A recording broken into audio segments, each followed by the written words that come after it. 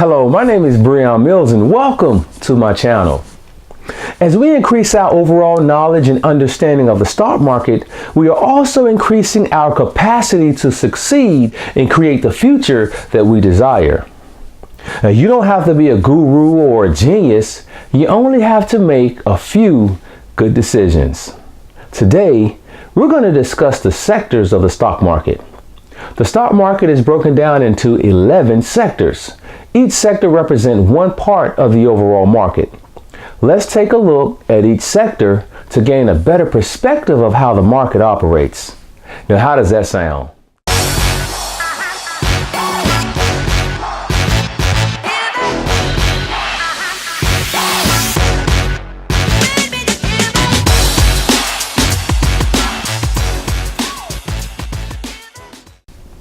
The first sector is the consumer discretionary sector. The consumer discretionary sector consists of retailers, media companies, consumer service providers, apparel companies, etc.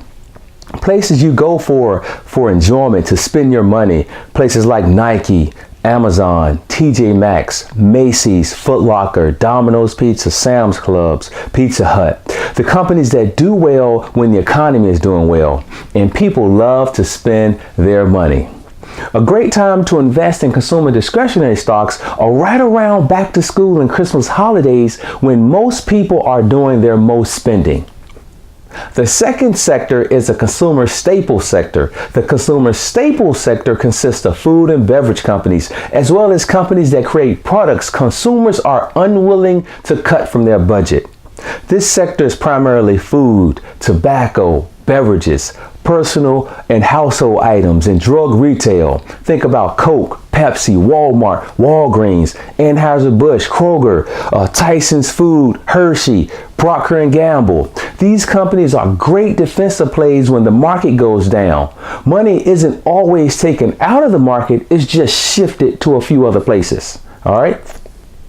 The third sector is energy sector. The energy sector consists of oil and gas exploration and production companies, as well as power companies and refineries. Exxon, Chevron, Valero, Duke Energy, Chesapeake Energy. These are some of the more commonly known stocks in this sector. Some of the stocks in this sector, like Valero and Dominion Energy, are solid plays for dividend investing. Now, the fourth sector is the financial sector. The financial sector consists of banks, investment funds, insurance companies, and real estate firms, among others. Berkshire Hathaway, JP Morgan, Bank of America, Wells Fargo, Morgan Stanley, American Express, and that's just to name a few. The majority of the revenue generated in this sector comes from mortgages and loans that gain value as interest rates rise. All right? The fifth sector is the healthcare sector. Now, this sector consists of biotech companies, health insurance companies, hospital management firms, medical device manufacturers, etc. Now, you have Johnson & Johnson, Pfizer, Merck Pharmaceuticals, CVS Health, Anthem, and Humana. Now, stocks in this sector can be both growth stocks and defensive stocks, since people will always require medical aid. Now, the sixth sector is the industrial sector. The industrial sector consists of aerospace, defense, machinery, construction, fabrication, and manufacturing companies. Boeing, 3M, Honeywell, Caterpillar, GE, Norfolk Southern, FedEx, Delta Airlines, Northrop Grumman. In general, the industry's growth is driven by demand for building construction and also manufacturing. The seventh sector is the technology sector. Now, the technology sector consists of electronics manufacturers, software developers, information technology firms like Apple, Microsoft, Intel, Dell Technologies, Cisco, PayPal, Micron, GoDaddy.com, NVIDIA. In general, these businesses are driven by upgrade cycles and the general health of the overall economy. Now, the eighth sector is the basic materials sector.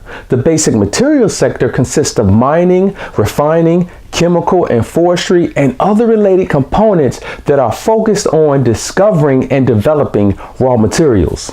DuPont, Nucor, International Paper, WestRock, Barrick Gold, Royal Gold, Lowe's, Home Depot. These are just a few. Since these companies are at the beginning of the supply chain, they are vulnerable to changes as the supply and demand change.